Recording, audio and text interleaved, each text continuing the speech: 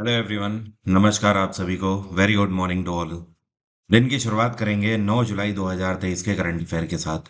हर एक news important है, इसलिए पूरा वीडियो ध्यान से देखिएगा। करंट अफेयर की पीडीएफ स्टैटिक जीके के साथ एग्जाम इंजन एप्लीकेशन से आप डाउनलोड कर सकते हैं। ये पीडीएफ आप लोग ज़रूर डाउनलोड करा करिए, क्योंकि इस पीडीएफ को बनाने में बहुत मेहनत लगती है। सिर्फ इसमें करंट अफेयर ही नहीं होते हैं, डेली स्टैटिक जीके भी बहुत सारा होता है करंट अफेयर से जुड़ा हुआ। इसके अलावा आसपास की भी बहुत सारी ऐसी न्यूज़ होती हैं जो कि आपको गूगल में एक साथ देखने को नहीं मिलेगी। तो ये पीडीएफ बहुत ज़्यादा ज़रूरी है। आप इसे free of cost exam engine से ज़रूर ले लिया करिए। शुरू करते हैं आज का वीडियो। पहले बात कर लेते हैं कल के क्वेश्चन की। कल मैंने आपसे पॉलिटी का एक क्वेश्चन पूछा था कि हमारे संविधान में यह कौन सा अनुच्छेद है जिसमें यह कहा गया है कि उच्च न्यायालय रिट इशू कर सकते हैं। मतलब जो हाई कोर्ट है भारत के, वो रिट इशू कर सकते हैं कौन से आर्टिकल के अंतर्गत। तो सही आंसर है आर्टिकल 226। ठीक है। और इसी में आपसे अगर कभी पूछ दिया जाए कि सुप्रीम कोर्ट कौन से आर्टिकल के तहत रिट इशू कर सकता है, तो आंसर होगा आर्टिकल 32। अब देखिए, कभी कभी आपसे पूछ दिए जाते हैं डायरेक्ट हाई कोर्ट और सुप्रीम कोर्ट के भी आर्टिकल। तो सुप्रीम कोर्ट के लिए आर्टिकल 124 में प्रावधान है, और हाई कोर्ट के लिए आपको क्या करना है, दो को आगे ले जाना है, एक को पीछे ले आना है, और चार को वहीं रहने देना है। तो दो एक चार हो गया। ठीक है। आर्टिकल 124 बताता है कि भारत का एक सर्वोच्च न्यायालय होगा, मतलब सुप्रीम कोर्ट होगा।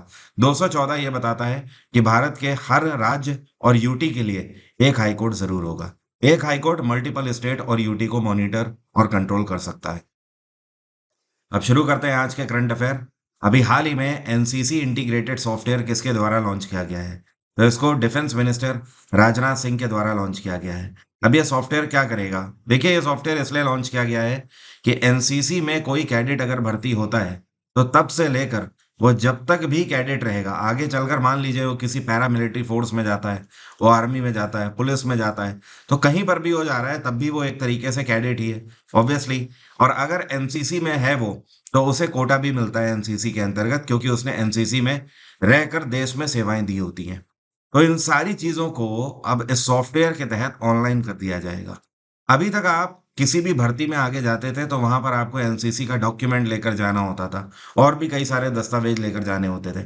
अब आपको डॉक्यूमेंट तो लेकर जाना ही है, लेकिन जो सामने यूनिट होगी वो आपको वैसे ही उसी टाइम पर रियल टाइम पे वेरीफाई कर लेगी।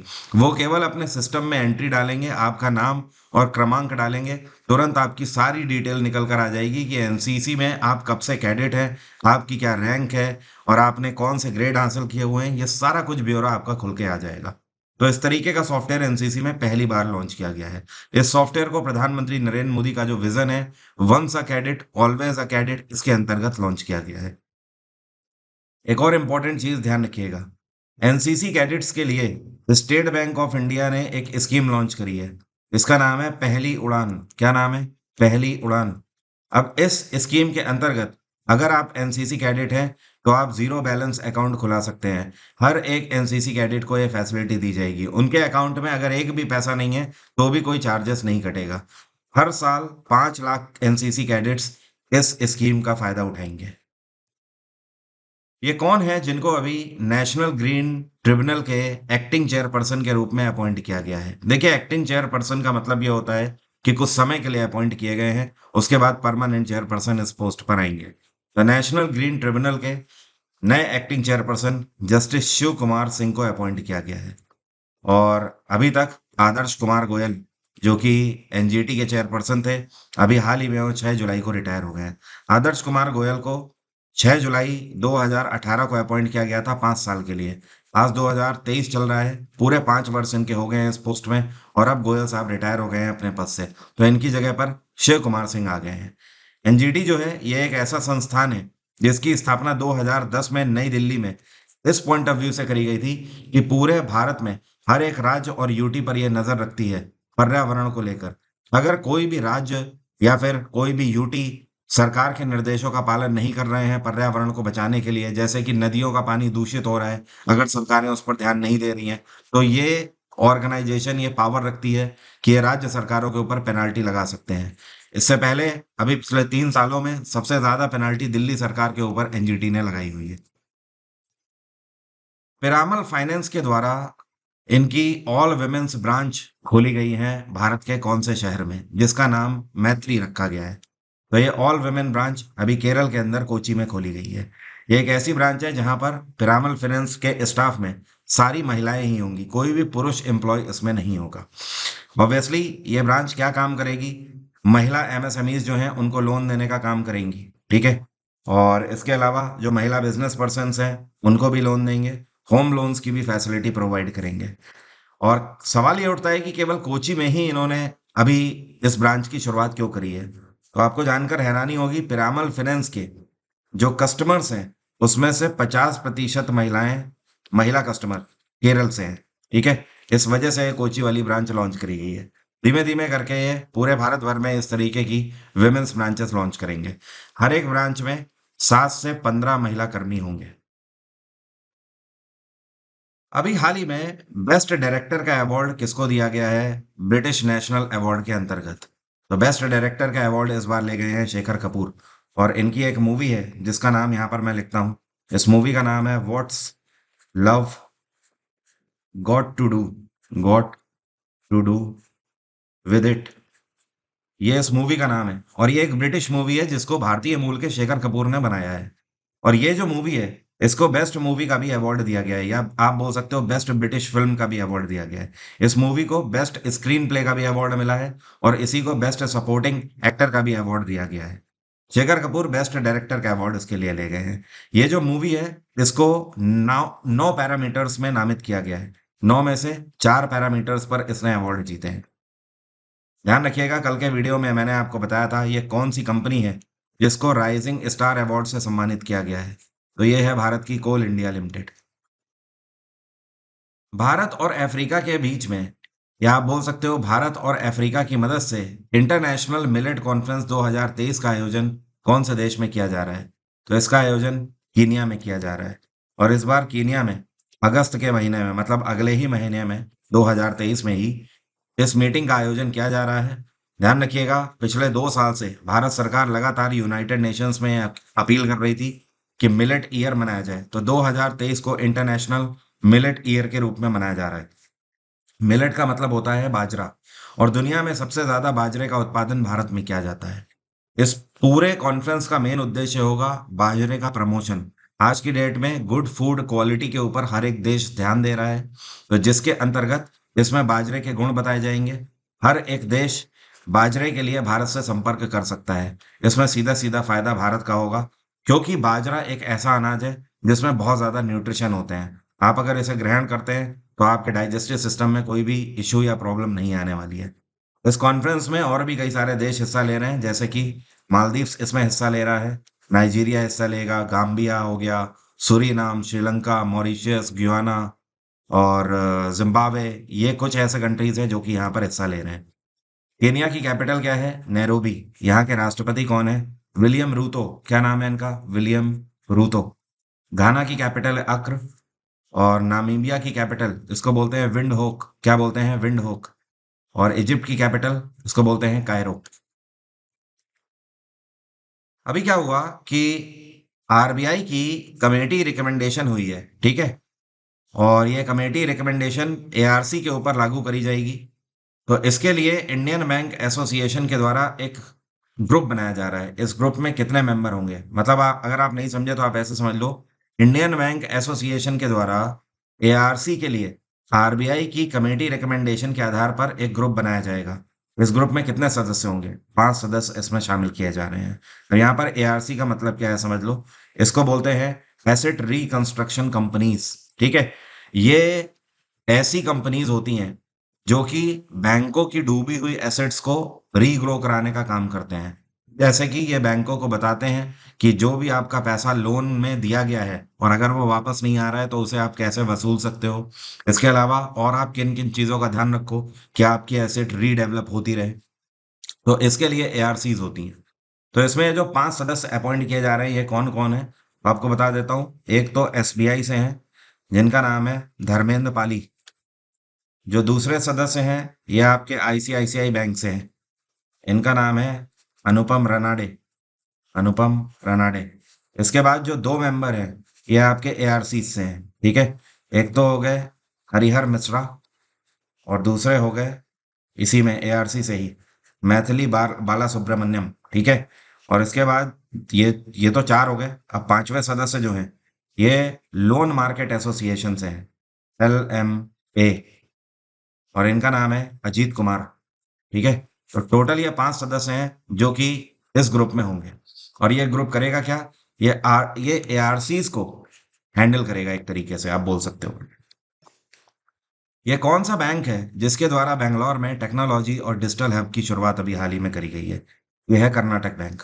सवाल ये उठता है कि ये टेक्नोलॉजी और डिजिटल हब है क्या? कर्नाटक बैंक एक ऐसा प्लेटफॉर्म खोल रहा है जहां पर एक ही छत के नीचे इनकी जितनी भी डिजिटल सर्विसेज हैं वो सब आपको मिल जाएंगी। डिजिटल सर्विसेज का मतलब, आप कर्नाटक बैंक के अगर कस्टमर हैं तो कर्नाटक बैंक आपको जितनी भी ऑनलाइन फैसिलिटीज दे रहा है, चाहे वो लोन लेना हो, आपको लोन रीपे करना हो, इसके अलावा आप घर बैठे अपना अकाउंट भी खोल सकते हो, ये सारी फैसिलिटीज आपको एक ही डिजिटल हब में मिल जाएंगी। कर्नाटक बैंक की स्थापना 1924 में करी गई थी। इसका हेडक्वार्टर है मंगलौर, और इसके सीईओ है श्री कृष्ण हरिहर शर्मा। ये कौन सा बैंक है जिसके द्वारा मेटावर्स में इनकी अभी हाल ही में वर्चुअल ब्रांच लॉन्च करी गई है? तो इसको लॉन्च करने वाला है बैंक है पंजाब नेशनल बैंक। आप में से जिनको नहीं पता है मेटावर्स क्या है, तो समझ लीजिए मेटावर्स बोलते हैं डिजिटली किसी भी चीज को 3D मॉडल में लॉन्च करना। एग्जाम्पल के तौर पर, अगर आप मूवी देखने गए हो पिक्चर हॉल में, तो वहां पर आपको 3D चश्मे दिए जाते हैं ना, तो आप पूरी मूवी को फील कर पाते हो जैसे आपके आसपास ही इर्द गिर्द ही सारी चीजें घूम रही हैं। उसी तरीके से कई बार आपने हो सकता है मॉल वगैरह में वीडियो गेम खेला हो, तो उसमें आपने देखा होगा, आप अपनी आंखों में एक चश्मे की तरह गैजेट लगाते हो, और उसके बाद आपको ऐसा लगता है कि आप उसी दुनिया में पहुंच गए हो वीडियो गेम की।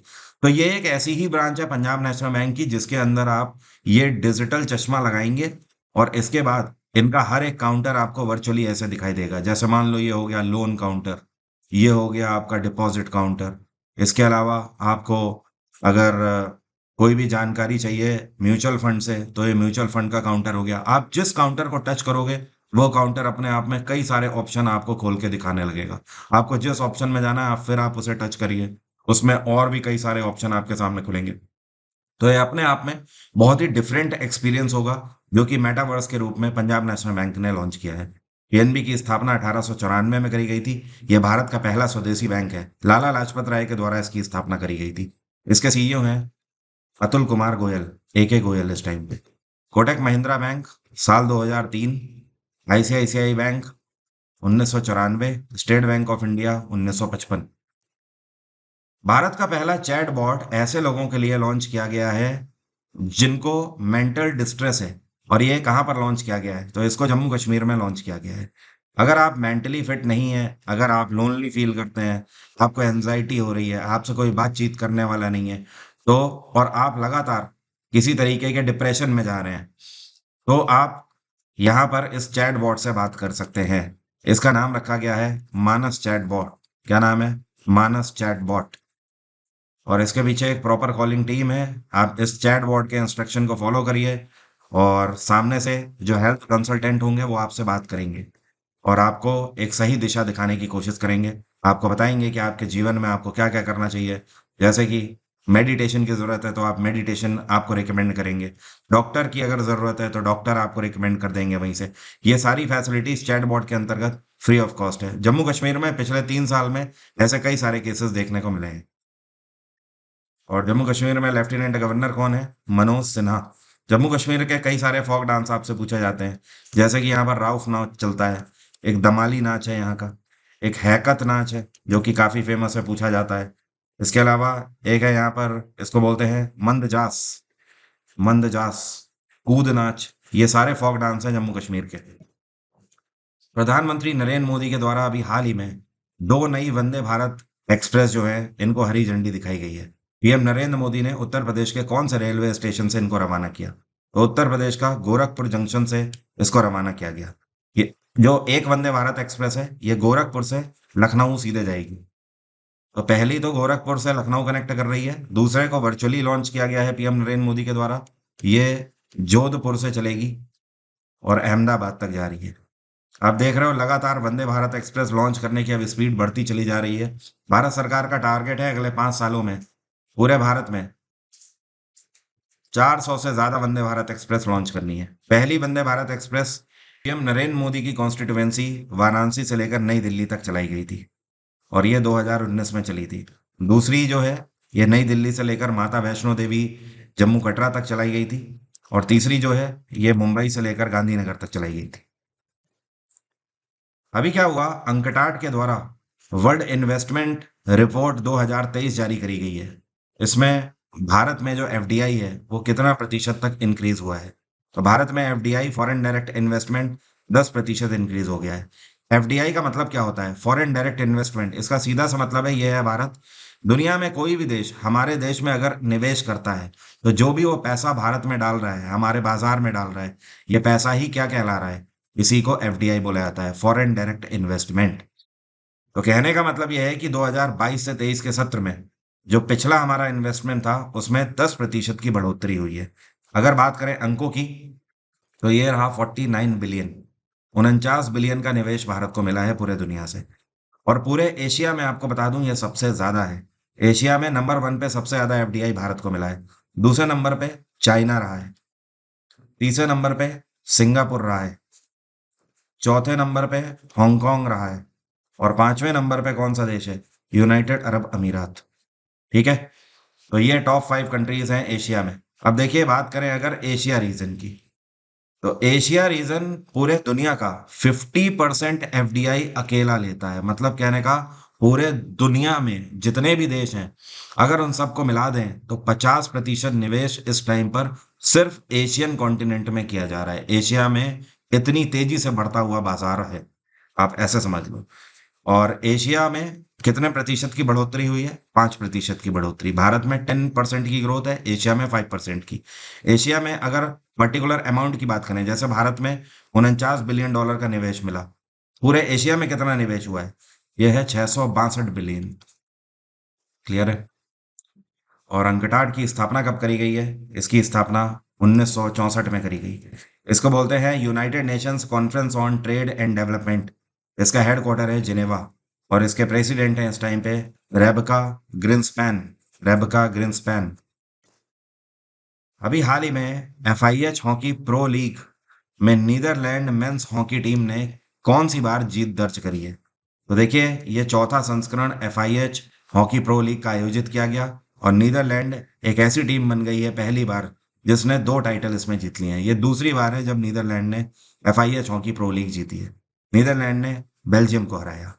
अब देखिए, अगर मेंस में बात करें, मेंस अंक तालिका में, तो नंबर 1 पे तो नीदरलैंड रही, जिसने इसको जीत लिया है। दूसरे नंबर पे कौन सा देश रहा? ये रहा ब्रिटेन। तीसरे नंबर पे बेल्जियम रहा। चौथे नंबर पे भारत रहा इसमें। तो भारत की रैंक आपको ध्यान रखना जरूरी है, ये भी आपसे पूछी जा सकती है। अब अगर महिला अंक तालिका में बात करें, तो वहां पर भी नंबर 1 पे नीदरलैंड रही टीम। दूसरे नंबर पे अर्जेंटीना रही। तीसरे नंबर पे ऑस्ट्रेलिया रही। तो आपको ज्यादा दिमाग पर जोर डालने की जरूरत नहीं है। एफआईएच हॉकी प्रो लीग की बात हो, नीदरलैंड दोनों ही में, पुरुष और महिला दोनों ही में नंबर 1 पे है। वर्ल्ड चॉकलेट डे कौन से दिन मनाया जाता है हर वर्ष? यह दिवस 7 जुलाई को मनाया जाता है। आपको पता है, यूरोप में पहली बार चॉकलेट का आगमन 1550 ईस्वी में हुआ था। दुनिया में सबसे ज्यादा चॉकलेट का उत्पादन एक टाइम पर ब्राजील में किया जाता था, लेकिन इस टाइम पर सबसे ज्यादा चॉकलेट का उत्पादन, या आप बोल सकते हो कोकोआ जिससे चॉकलेट बनती है, तो कोकोआ का उत्पादन सबसे ज्यादा आइवरी कोस्ट में किया जाता है। तो देखिए, यहाँ पर कंफ्यूजन वाली बात है। जब भी आपसे पूछा जाएगा कि दुनिया में सबसे ज्यादा चॉकलेट का उत्पादन कहाँ किया जाता है, तो आंसर क्या होगा? ब्राजील। आज भी ब्राजील नंबर 1 पे है चॉकलेट के उत्पादन में। जब भी आपसे पूछा जाए कोकोआ का उत्पादन सबसे ज्यादा कहाँ किया जाता है, तो आंसर होगा आइवरी कोस्ट। सेकंड नंबर पे घाना। तो ये जो अंक तालिका है, ये कोकोआ के लिए है, ना कि चॉकलेट के लिए। अब देखिए, ऐसा क्यों है? ऐसा इस वजह से कि आइवरी कोस्ट, घाना, इक्वाडोर, कैमरून, नाइजीरिया, ये सारे छोटे देश हैं। यहाँ पर इतना बड़ा इंडस्ट्री सेटअप नहीं है, क्योंकि कोकोआ से चॉकलेट बनाने के लिए प्रॉपर इंडस्ट्री, एक प्रोसेस होता है। इस वजह से ब्राजील इसमें नंबर 1 पे है। अब मेरा आज का सवाल आपसे, आप में से कितने लोग बता सकते हैं बैडमिंटन एसोसिएशन ऑफ इंडिया के अध्यक्ष कौन है? कमेंट बॉक्स में जल्दी से लिखकर बताइए। 2 दिन का समय और है, आज 9 तारीख और कल 10 तारीख, क्योंकि ये ऑफर केवल 10 तारीख तक है। एग्जाम इंजन में आपके प्यार और आभार के लिए बहुत सारा मेरी तरफ से आपको निवेदन क्योंकि एग्जाम इंजन में 1 लाख से ज्यादा डाउनलोड हो गए हैं। इस वजह से हम 3 दिन के लिए आपको हर एक बैच में 50% का डिस्काउंट दे रहे हैं। 2024 का प्री और मेंस का बैच लॉन्च हो चुका है। यहाँ पर आप इसे देख सकते हो। 2024 का कोई भी एसएससी का एग्जाम हो, बिल्कुल फ्रेश बैच ये मैं 26 जुलाई से स्टार्ट कर रहा हूँ, दोपहर में 12 बजे। इस बैच की खास बात यह है कि सारी इसमें लाइव क्लासेस होंगी। History, polity, geography, science, economics, और पहले वाले बैच से इसका प्रो वर्जन होगा। ऐसे स्टूडेंट जो कि 2023 का कोई भी एग्जाम देना चाहते हैं, तो आपके पास ऑप्शन है, आप इस वाले बैच को ले लीजिए। ये वाला बैच खत्म हो गया है, फिनिश हो गया है पूरे तरीके से। ठीक है, इसमें आपको किसी के लिए वेट करने की जरूरत नहीं है। सारी चीजें आपको रिकॉर्डेड मिल जाएगी। लेकिन आप बिल्कुल फ्रेश और नया बैच चाहते हैं, अपडेटेड बिल्कुल बैच चाहते हैं, तो ये बैच आप लीजिएगा, जो कि 26 जुलाई से हम स्टार्ट करेंगे। इस टाइम पर इनके प्राइस आप आधे कर दो अगर आपको ज्यादा लग रहे हैं तो। बाकी एग्जाम इंजन में किसी भी कोर्स के प्राइस वैसे भी सबसे कम रहते हैं, आप मार्केट में कहीं पर भी देख सकते हो। 320, 155, इतने कम प्राइस हम इसीलिए रखते हैं कि पैसे के अभाव में शिक्षा अब नहीं रुकनी चाहिए। आज की बात यहीं तक रहेगी। Thank you so much. Have a nice day. Take care. Bye bye. आपका दिन मंगलमय हो।